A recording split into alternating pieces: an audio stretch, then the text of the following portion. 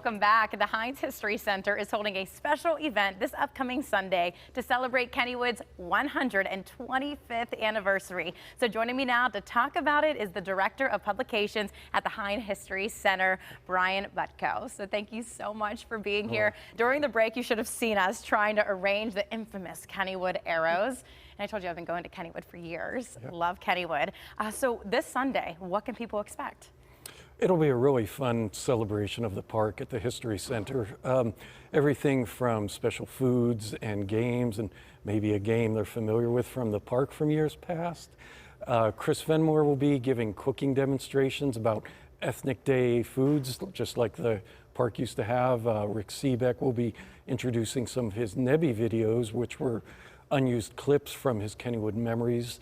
And special guests, I'll be one of 8 local authors who've written about amusement parks giving presentations. And then I think people will really be interested in the archives that we have from the park.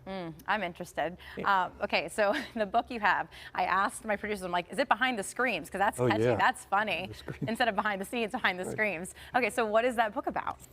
Well, it's basically a little walking tour through the park, showing you using what's there now to go behind the scenes. So, for example, when you walk in and there's the skyrocket, I remember, and maybe you do too, the Turnpike ride was there.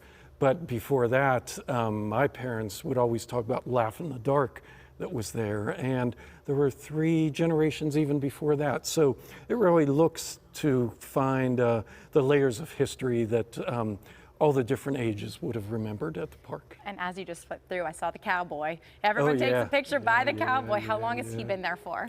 1960, so he's been there a while. That's amazing. Yeah. So you wrote 2 books about the park. So far. Yep. Wow, so far, I love that, so far. Yep. So what are some really fun facts that people would never even think of about early history? Wow. Well, I'm really interested in the early history, which is appropriate this year. And I find it interesting that the neighbors did not want trolley tracks, they didn't want an amusement park, and they kept suing, so we have records now of what they were after. But the park found loopholes and it was built, and they built the park right over the road that the people would have been on. So when you're in the lagoon on your boat, you're right on top of where the old road used to be, and of course now the 4-lane is out there. So the park built a little road so that they could go around the park. Wow, what were the rides like back then to how they are now? Well, at first, music was the big attraction, but the first year it did have a merry-go-round. And then the second year, they built a bigger bandstand and actually a really big baseball park. Sports were a really big attraction, and a Ferris wheel that second year, and the old mill. And then eventually the casino, which is the name they had for the cafeteria back then. Wow, I had no idea. So potato patch fries, obviously a huge thing. And those have those been there forever? Almost forever. 1970s. That building, when I was a kid, had a sort of space science fiction themed airplane guy that moved around. To us kids back then, that was big technology. Yeah. But then they put the potato patch fries, which I'm totally good with. Wow. Okay, so they have the newest roller coaster, and it's well, it's the ride. It's the biggest. Well, it's only one of its kind. Right, right. So I remember when I was growing up, it was the Steel Phantom, and then what was before that? Well, it was Steel Phantom, and then it's now Phantom's Revenge. Okay.